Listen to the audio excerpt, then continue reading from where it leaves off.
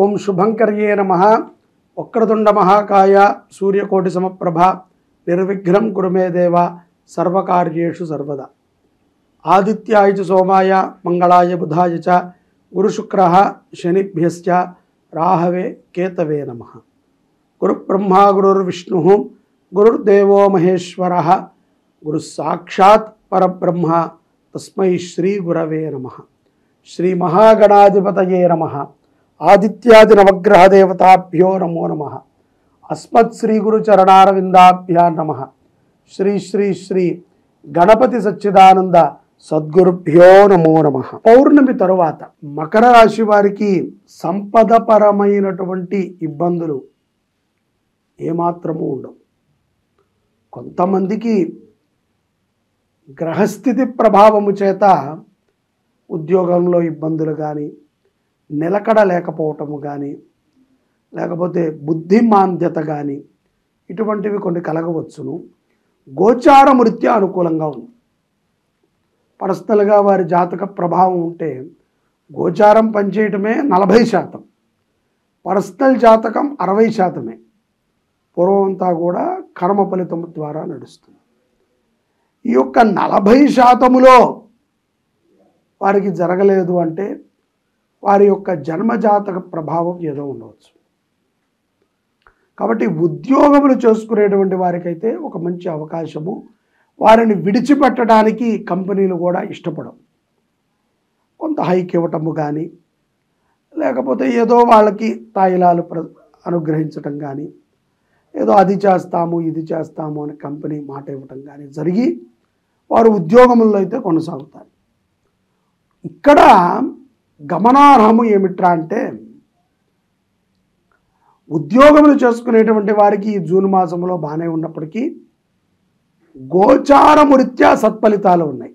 జన్మజాతకం రీత్యా అహంకారము కానీ, కోపము కానీ, గర్వము కానీ ప్రదర్శించేటువంటి వారికి ఉద్యోగాలు పోయేటువంటి అవకాశము, కోపము పెరిగేటువంటి అవకాశములు ఎక్కువగా గోచరిస్తున్నాయి. అలాగే దృఢమైనటువంటి సంకల్పాన్ని కలిగి ఉంటారు. ఏదైనా ఒకటి సాధించాలి అంటే అది సాధించేంత వరకు కూడా ఉండి పట్టుదలతో ఉంటారు. మకర రాశి వారిలో మనం ఇది చూడవచ్చు. అది మంచికైతే పర్వాలేదండి, కొన్ని సందర్భాలలో అది చెడుకి కూడా ఆ మూర్ఖత్వము ఆపాదిస్తుంది. కాబట్టి ఎవరో ఒకళ్ళ మాట మనం వినక తప్పదు. ఈ కలియుగంలో చాలామంది వాళ్ళే ఆత్మాన్వేషణ చేసుకుని కళ్ళు మూసుకుని ఇష్టదైవాన్ని ధ్యానం చేసి, నేను ఇది చేద్దామనుకుంటున్నా, ఇదైతే గనక నేను చేయాలి అనుకుంటే నాకు ఒక 5 నిమిషాల్లో ఈ రకమైనటువంటి రిజల్ట్ను చూపించు. లేదు, కొంతమంది ఎవరో ఒక మిత్రుణ్ణి అడగటము, ఆ మిత్రుడు చెప్పిన విధంగా ముందుకు వెళ్ళటము, మరికొంతమంది తల్లిదండ్రులను అడగటము, మరికొంతమంది ఇంకా కొంత జ్ఞానం ఉన్నటువంటి వారు, కొంత భగవంతుడి మీద భక్తి అపారంగా ఉన్నటువంటి వారు ఏ గురువును అడగటము, ఆ గురువు చెప్పినటువంటి మాటను విశ్వసించి ప్రయాణం చేయటము జరుగుతూ ఉంటుంది. సొంత నిర్ణయాల మీద వెళ్ళేటువంటి వారు మకర రాశి వారు కొంత పడుతూ ఉంటారు. వారికి వారే లేస్తారు. పడ్డాక ఎవరిని అనుకోలేరు కదా, మనమే నడిచాం కాబట్టి పడతాం. అదే ఇలా ఒకళ్ళని విశ్వసించి నడిచేటువంటి వాళ్ళు కూడా, వాళ్ళైతే మన మంచిగా చెప్పారు కానీ మనకు జరగలేదు కదా, కాబట్టి పర్వాలేదు అనుకుంటే పర్వాలా.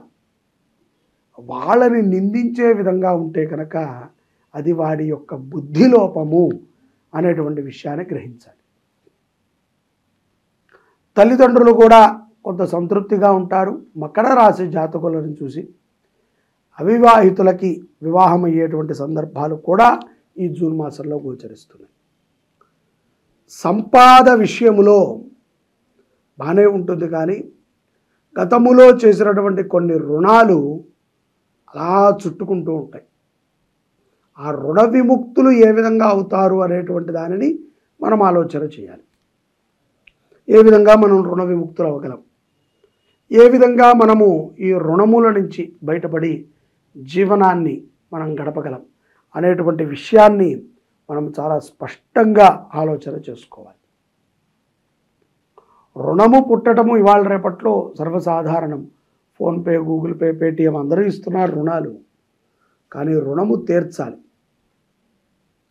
ఆ రుణము మాట రుణమైన, చేత రుణమైన, తిండి రుణమైన, డబ్బు రుణమైన, ఏదైనా సరే రుణమే. కాబట్టి ఎదుట వారికి మనం ఒక మాట ఇచ్చేటప్పుడు ఆలోచన చేయాలి. మాటకి కట్టుబడి ఉండేటట్టయితేనే మనం మాట ఇవ్వాలి. అటువంటి నిదానమైనటువంటి ఆలోచనని మకర రాశి వారు చేయాలి. వ్యాపారాభివృద్ధులు కూడా కొనసాగుతాయి. వ్యాపారంలో కూడా పలు మార్పులు ఉంటాయి. ఆ మార్పులు ఎంతో సంతోషాన్ని కలగజేస్తాయి మకర రాశి వారికి. ఆరోగ్యం పట్ల కొంత శ్రద్ధను తీసుకుంటారు. గత 2-3 మాసాలతో పోలిస్తే కూడా ఈ మాసంలో కొంత ఆరోగ్యంగా ఉండగలుగుతారు. దీర్ఘకాలికమైనటువంటి మిత్రులని ఈ మాసంలో కలుస్తారు. వారితో కొంత ఆహ్లాదముగా మకర రాశి జాతకులు ఉంటారు. ఇక్కడ పౌర్ణమి తరువాత, ఈ జ్యేష్ఠ మాసంలో వచ్చేటువంటి పౌర్ణమి తర్వాత మకర రాశి వారికి కొంత తెలివితేటలు మెరుగుపడతాయి. ఎక్కడో 2-3 ఉంటారు కదండి అమాయకులు, వారికి కొంత మెరుగైనటువంటి ఆలోచనలు కలుగుతాయి. వాళ్ళు ఎక్కడ నష్టపోతున్నారు అనే దాన్ని గ్రహించగలుగుతారు. అలాగే పార్ట్నర్తో ఉన్నటువంటి జీవన విధానము కూడా కొంత మెరుగుపడుతుంది. ఏది మనము నమ్మకం పెట్టుకోమనుకుంటాం కానివ్వండి, ఎక్కడో మనకి తెలియనటువంటి ఒక నమ్మకము మన చుట్టూ ఉంటుంది. అలాగే మూర్ఖులతో సావాసాన్ని కట్టిపెట్టండి. కొంత దృఢముగా ఉండటానికి స్త్రీ పురుషులు ఇరువురు కూడా ప్రయత్నం చేయండి. విదేశాలలో ఉన్నటువంటి వారికి సంపదపరమైనటువంటి లోటు లేనప్పటికీ ఏదో ఒక తెలియనటువంటి అప్రశాంతత, ఏదో ఒక తెలియనటువంటి ఒంటరితనము వారిని వెంటాడుతూ ఉంటుంది. ఒక మంచి గురువుతో సాన్నిధ్యము చేయండి, చర్చించండి, ఆధ్యాత్మిక పరముగా ఎదగడానికి ప్రయత్నం చేయండి. సాన్నిధ్యము చేయండి అంటే గురువుని చెడగొట్టమని కాదు, లేకపోతే చెడిపోయినటువంటి ఒక గురువుతో మీరు చెడిపోమని కాదు. మంచి విషయాల గురించి చర్చించండి. అలాగే మీకు ఉన్నటువంటి నమ్మకాన్ని అభివృద్ధి చేసుకోండి తప్ప కించపరుచుకోండి. పౌర్ణమి తర్వాత కొన్ని అవకాశాలు ఈ యొక్క మకర రాశి వారికి చేతి వరకు వచ్చి జారిపోతూ ఉంటాయి. కోర్టు వ్యవహారాలు కూడా ఫైనల్ దశలో కొన్ని మార్పులను కోరుకుంటూ ఉంటాయి. కుటుంబ కలహాలు మిమ్మల్ని ఎంతో ఇబ్బంది పెడుతూ ఉంటాయి. ఎంతోమందికి అన్యాయం చేసి మనం పొందేది ఏముందండి? ఒకడికి అన్యాయం చేస్తేనే ఎంతో కుమిలిపోతూ ఉంటాం. మన నుంచి ఎంతోమందికి అన్యాయం జరిగితే వారి యొక్క ఘోష మన మీద పడదా చెప్పండి? ఇప్పుడు మన టైం బాగుంది, పడకపోవచ్చు, కానీ మన టైం బాగాలేని టైంలో పడింది అంటే మనం తేరుకోలేం. కాబట్టి మంచితనంగా ఆలోచన చేయటం మొదలుపెట్టండి. కొన్ని విషయాలని పట్టుకోవాలి, కొన్ని విషయాలని వదిలిపెట్టాలి. అనవసరమైన విషయాలని పట్టుకుంటే కనుక మన సమయము వృధా, మన ఆలోచన వృధా, మన ప్రయత్నము వృధా, మన నుంచి ఎదుటవాడికి కష్టం. అది పరమాత్మ ఎప్పటికీ కూడా ఉపేక్షించడు. భగవద్గీతని మకర రాశి జాతకులు పఠనం చేయండి, వినండి. సంసార జీవితంలో సత్సంతాన ఫలితాలు కూడా గోచరిస్తున్నాయి. చాలామంది మీనరాశిలో ఉన్నటువంటి వారు సంతాన లోపం కలిగి ఉంటారు. మంచి సంతానమే కలుగుతుంది అని లేదు, కొంత అవయవ లోపాలు ఉంటాయి, ఇంద్రియాల లోపాలు ఉంటాయి, బుద్ధి లోపాలతో కూడా పిల్లలు కలుగుతూ ఉంటారు. అటువంటి వారు తప్పకుండా మీ స్వజాతకాన్ని చూపించుకుని దాంట్లో ఉన్నటువంటి పరిహారాలను చేసుకుని అభివృద్ధి కలగండి. జాతకములో ఉన్నటువంటి దోషాలని పరిహారాలు చేసుకుని అభివృద్ధి పొందండి. తల్లిదండ్రులకి బాగా సేవ చేయండి. ఎవరి విషయంలో కూడా జోక్యం చేసుకోకుండా ఉంటే జూన్ మాసములో విశేషమైనటువంటి ఫలితాలని మకర రాశి జాతకులు పొందగలుగుతారు. ఇక్కడ మకర రాశిలో ఉన్నటువంటి విద్యార్థులకి లాభదాయకంగా ఉంటుంది. వారు కొంత వ్యసనాలకు దూరంగా ఉంటారు. ఆడవారు, మకర రాశిలో ఉన్నటువంటి ఆడవారండి, ముఖ్యంగా సంతృప్తికరమైనటువంటి జీవనం లభించడము అందరికీ కుదరదు. లభించిన జీవితంతో సంతృప్తిగా ఉండటం అందరికీ సాధ్యం. మనసుని కొంచెము దృఢపరచుకోండి. ప్రతి విషయాన్ని మీ ఆప్తులతో చర్చించి ఒక మంచి నిర్ణయానికి వచ్చి ఆ నిర్ణయ ప్రకారంగా జీవనాన్ని సాగించండి. వాహనము నడిపేటప్పుడు జాగ్రత్త. అకాల భోజనముల చేత కొంత అనారోగ్యములు ఈ యొక్క మకర రాశి వారికి సంభవిస్తాయి. కాబట్టి మంచి ఆహారాన్ని తినండి.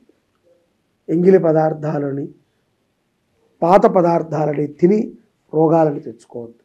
నీటిని ఎక్కువ తాగండి.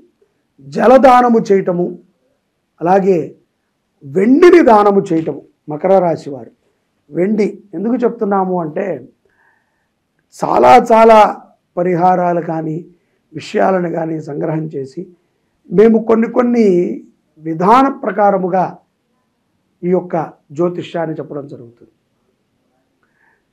ఏదో పూజ చేసుకోండి, లేకపోతే ఇది చేయండి అది చేయండి అని చెప్పడం ద్వారా ఒక రకమైనటువంటి సంతృప్తి అందరికి కలుగుతుంది. కానీ వెండిని దానం చేయటము మనసు ప్రశాంతతగా లభిస్తుంది.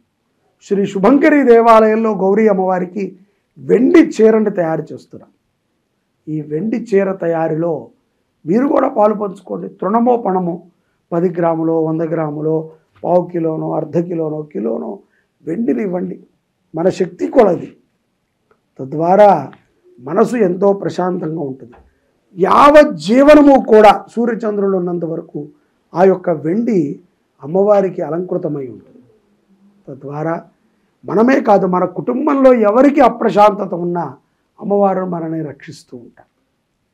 ఇటువంటి ఒక అవకాశాన్ని మనమందరము కూడా సద్వినియోగపరుచుకోవాలి.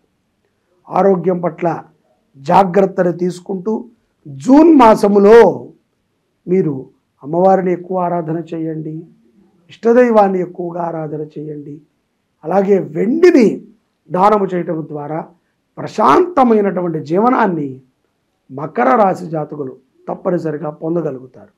ఇది గోచారము రీత్యా సంభవించేటువంటి కొన్ని ప్రమాదాల నుంచి కూడా మనకి రక్షణగా ఉంటుంది రజత దానం. సంతానం లేకపోయినా, వివాహం కావట్లేదు, వివాహంలో స్థిరత్వం లేకపోయినా, దంపతుల మధ్య అన్యోన్యత లేకపోయినా, ఏ సమస్య ఉన్నా సరే ఒకే ఒక బ్రహ్మహస్త్రం లాంటిది షట్షణ్ముఖ యాత్ర.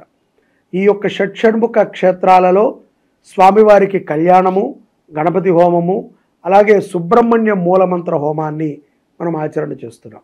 ఇది ఎంతో శక్తివంతమైనటువంటిది. ఏకకాలంలో మనము ఇన్ని క్షేత్రాలలో, ఈ 6 మురుగన క్షేత్రాలలో ఈ యొక్క కళ్యాణోత్సవాన్ని చేసుకుని తిరిగి మనము మన శుభంకరి పీఠంలో మహాసర్పవల్లి దేవసేన సమేత సుబ్రహ్మణ్యేశ్వర స్వామి వారికి 7వ కళ్యాణాన్ని చేసి ఈ యొక్క యజ్ఞ ఫలితాన్ని సకల భక్తులకి, లోకానికి మనం అందిస్తాం.